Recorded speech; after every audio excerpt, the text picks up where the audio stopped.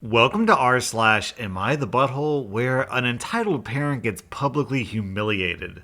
Am I the butthole for laughing at my starstruck girlfriend? I'm a 22-year-old male and my girlfriend is a 23-year-old female. Last year, my girlfriend won a radio contest to briefly meet and take photos with one of her favorite K-pop groups, NCT. She was super excited since I guess you would call her a superfan. I definitely feel like she's too old to put so much stock in K-pop, but I generally don't talk to her about it since it's pretty harmless, just annoying. She was told that she could bring a +1 with her to the station to meet the band, and so she took me with her. Even in the car, she was so excited that she was shaking, and she kept saying that she wasn't sure she could do it. I didn't care either way, I wanted it over with. The meeting was honestly nothing special. All the band members said hi to her and shook her hand or offered her like a platonic hug. She cried for most of it, awkward, and kept bowing to the members. She's white. And while I didn't say anything, I was so embarrassed for her. Some of the guys also shook my hand and greeted me, but a few of them didn't, probably noticing that I wasn't really into it.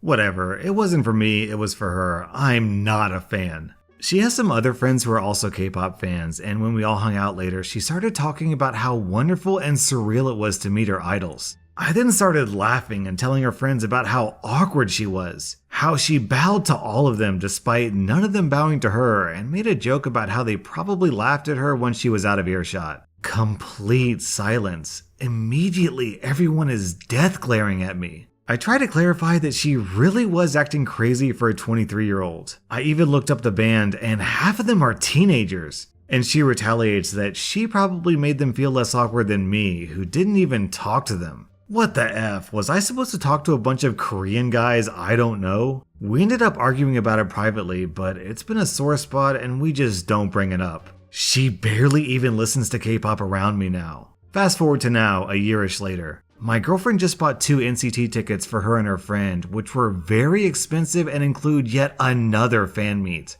I mentioned buying a ticket myself so I can go along with them. Not to the fan meet though. And my girlfriend said she'd rather me not go because she doesn't want me to be bored or embarrassed. The way she said it was so cold for absolutely no reason. And I feel like she's being so passive aggressive over a joke that I made ages ago. Am I the butthole for laughing at my adult girlfriend's teenage fangirl antics? OP, honestly, I'm kind of surprised that you don't realize that you're the butthole here. You could just as easily have written, am I the butthole for not supporting my girlfriend and laughing at her in front of her friends?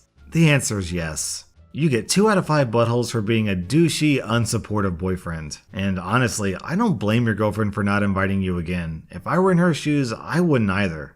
Am I the butthole for telling the judge of a scholarship competition that if she already knew who she wanted to win, to cut the BS and just let us all go home? I'm in high school. We had a final presentation before winter break, and we had judges from the community come in to reward the best presentations. Like, not actual courtroom judges, just people who were involved in stuff locally. The prize was some scholarship money for college. Our classroom judge was a mom in the school board, and when we were doing the presentation, she was showing really obvious favoritism to her daughter's best friend, who I know is tight with that family. I know her presentation wasn't even her own. It was plagiarized a lot and not very good. I saw her doing it in the computer lab days earlier. It was annoying how the outside judge kept going back to coo over this one presentation even after everyone else had moved on and other people had presented. It was super awkward, like she was praising this one girl after a different kid had just presented. Like, maybe pay attention to the person who's at the podium, not your little favorite. It was my turn, but I'd already seen her phoning it in when watching the last few. Playing on her phone even, not paying attention. I felt like it was pretty obvious she'd already decided who would win. And that frustrated me. I'd worked really hard on mine, and if her behavior in the last few presentations was going to continue, I knew she wouldn't even be listening. So I went up and said, look, we all know you already know who you're going to give the prize to. We've all seen you play on your phone and ignore everyone who came after your daughter's best friend. So can we just cut the BS and go home? I'm not going to stand up here and give a presentation to someone who's disrespecting our efforts and playing on their phone when anyone who's not a friend of your family is talking. She sure paid attention then and went to talk to my teacher in a whisper. The teacher sent me to the principal's office. The girl I expected to win won. No surprise there. but I felt good I'd at least said something. A bunch of my friends in class said I was totally right when I called out that BS, and we all knew it. I wasn't saying anything we didn't all see. My principal kept telling me that it didn't seem like I was taking my college app seriously, and I said that I didn't think I'd be going to college. I got stuck with debt already, and I'm gonna need a job right away this spring. Anyway, I got detention. Am I the butthole for saying that instead of doing my final presentation for the project? Edit. I just found out that the girl who got the scholarship money decided to decline it and give it to the student who had the best grades in class. I don't know if it was because I called stuff out and she felt guilty, but I think it might be. My god, OP, I'm gonna give you 0 out of 5 buttholes. The judge obviously gets 3 out of 5 buttholes. Honestly, I can't believe that the school allowed a biased person to judge the competition when she had a personal connection to the contestants. The principal and the teacher, especially the teacher, really should have had your back there, but they didn't. And for that, they both get 5 out of 5 buttholes.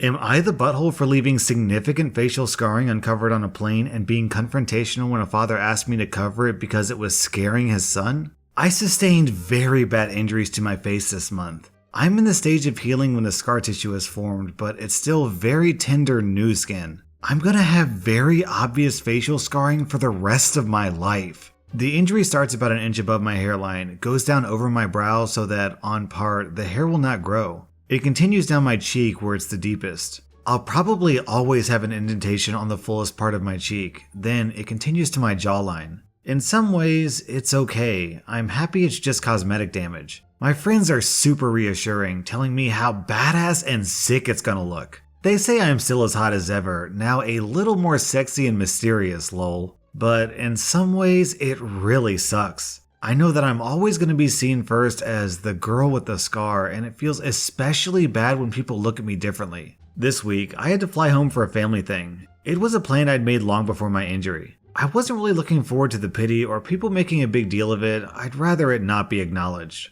I'd also met with my dermatologist, who said that I was at the stage of scar tissue formation that I no longer should be dressing the wounds. The skin was healing, and instead I needed to be applying topical cream and Vaseline to keep the site clean and moist. It also looks a bit ugly. The building scar tissue is very red and tender, and with the Vaseline over it, looks slick and shiny. So I get on this flight. I have the window seat and I put on my headphones and drift off to sleep when the plane is still boarding. I wake up to this kid, maybe 4 years old, sitting next to me, throwing a tantrum. I didn't catch the first part of it, and I honestly couldn't understand what he was yelling about. His father said to me, "Can you cover that injury?"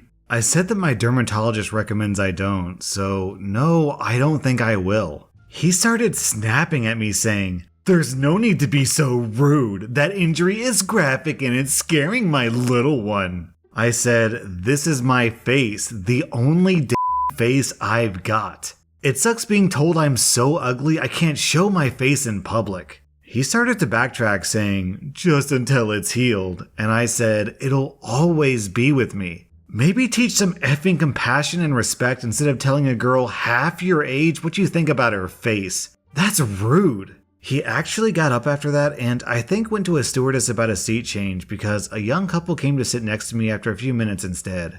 I've got to admit, I felt so low that I put on my sunglasses and had a quiet cry for a few minutes. Am I the butthole for not covering my healing scar and for being confrontational about it? OP, my god, you are not the butthole. You get 0 out of 5 buttholes easily on this one. The kid we can't really blame because he was only 4, so you can't really get upset at him for having a reaction like that. But the father, my god, the level of inconsideration is obscene.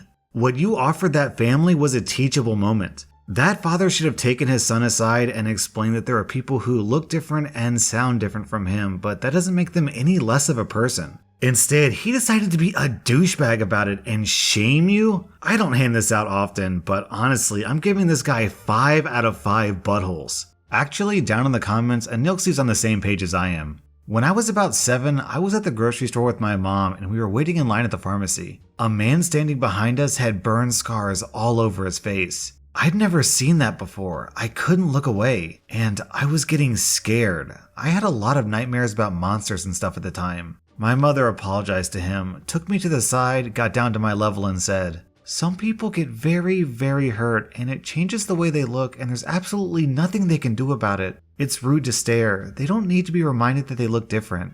Imagine how you would feel if you had a nose that was 10 times bigger than it is now. Would it feel good to walk around and everyone stares at your big nose? No, it wouldn't. Don't stare and be respectful. That has stuck with me to this very day. See, that's the appropriate response. Instead of shaming the injured person and ending up on rSlash.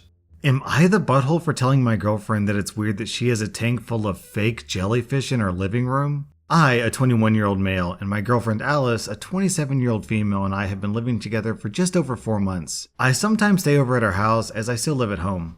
Alice suffers from anxiety and depression that she says comes from losing her mom to cancer 6 years ago. And her dad is extremely depressed and unreliable, so they aren't close. Alice works at the local veterinary clinic and has a well-paid job, so she doesn't have much in the way of monetary worries. We get along great, and I seriously love her, and that's why I'm so pissed off that our first big real fight is over something so ridiculous. Last week I drove past Alice's on my way back from class to find her setting up a tank. I thought, or assumed, she must have decided to get a pet fish, but it was this. Not even fish, fake jellyfish. Try explaining that to visitors. I asked her what the hell she bought it for, and she said it's supposed to help with anxiety. The hole in that logic is this: she's already on antidepressants medication and has been for years now. So why the hell would she need an LED tank full of fake jellyfish, and how the hell would she even begin to think that that's a legitimate thing?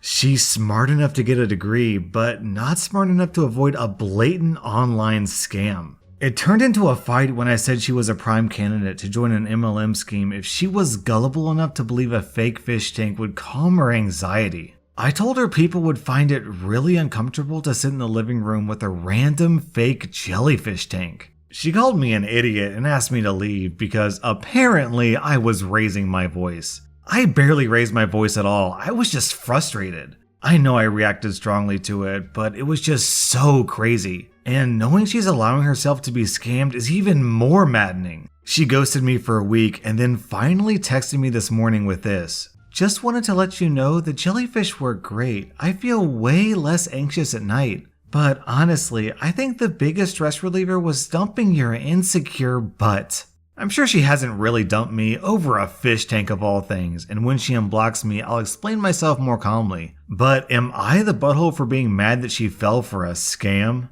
OP, yeah, you're definitely the butthole here. 3 out of 5 buttholes for being, honestly, a judgy prick. The only justification your ex-girlfriend needs for buying a fish tank is that she likes it. I play video games and my wife will never understand what I see in them, but she doesn't judge me for playing them. And my wife buys expensive purses and I can't for the life of me figure out why she wants to spend so much money on expensive purses. But it brings her joy, so fundamentally that's the only thing that matters.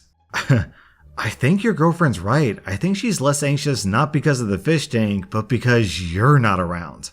Am I the butthole for kicking out a girl from my daughter's sleepover birthday party? I'm a 34-year-old male, and my daughter, a 14-year-old female, had a sleepover birthday party last Saturday, and she invited 5 girls from her school. There was this one girl that she invited who I could tell from her attitude was a spoiled brat. When she rang the doorbell, she walked in looking down at her phone, didn't greet me or my wife, and handed me her jacket without even looking up. The whole night she was on her phone, doing whatever the heck 14-year-olds do on their phones. I thought she was just embarrassed or shy because maybe she didn't know anyone, but according to my daughter, she's a super duper cool girl. Anyways, towards the end of the night, my daughter was opening her gifts. Spoiled Brat made a comment about every single gift. Not exactly snarky, but more like she was just unimpressed. The final gift was from me and my wife. We bought her an iPhone 7 by pooling all of our remaining extra money to buy it for her. The spoiled brat scoffed because she had the newest generation iPhone.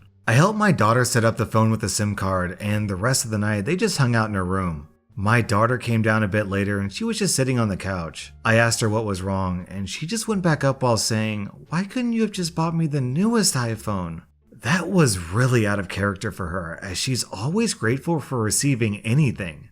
My daughter left the phone on the table. I grabbed my daughter's phone to see a bunch of texts going back and forth between Spoiled Brat and my daughter. They exchanged numbers and the conversation went something like this. Hey, it's me. Thanks for inviting me to your lame slumber party, lol, and congrats on the iPhone 7. What? Aren't you mad that your parents and friends got you such lame gifts? Slumber parties are for little girls, lol, but whatevers, it's cool. You don't like the party? I just wish I could go home, lol. And that was the end of the conversation. It was around 1 a.m. and the girls were still up talking. I knocked and asked if I could speak with Spoiled Brat. She looked confused. I told her she needs to grab her things. Something came up. I did this as to not embarrass my daughter in front of her friends. I took her downstairs and asked her to call her mom. She asked why, and I said, because that's what you said, right? That you wish you could go home, so go. She was tearing up a bit and made the call. I talked with her mom for a bit when she came. I showed her the text and she apologized profusely and said, it's just a teenager phase, I guess. I'm so sorry, but don't you think she could stay? If not, I understand. I thought about it for a bit, but her staying probably would have made it awkward for everyone, so I told her it was best if they just left. My wife said that I overreacted and I should have just talked with Spoiled Brat rather than immediately kicking her out. I firmly believe I taught her a good lesson that she needed to learn. It was my daughter's birthday. And I didn't want the rest of her night ruined because of some spoiled brat who was making it all about her. I guess she didn't exactly do anything wrong, but at the same time, her attitude was unbelievable. Am I the butthole? Not at all, OP. To be honest, that spoiled brat needed a dose of medicine. And the strongest medicine is always the most bitter. The one and only thing that I might give you butthole points for is that you read your daughter's text without her knowing. I don't know what your understanding is with your daughter, but if she was expecting those texts to be private, then that was a little bit of an invasion of privacy. But even then, I'd say parents are generally justified in checking in on their kids, so at most I would give you like 0.1 buttholes. That was rSlash AmITheButthole, and if you don't hit the like button on this video, then you get 5 out of 5 buttholes.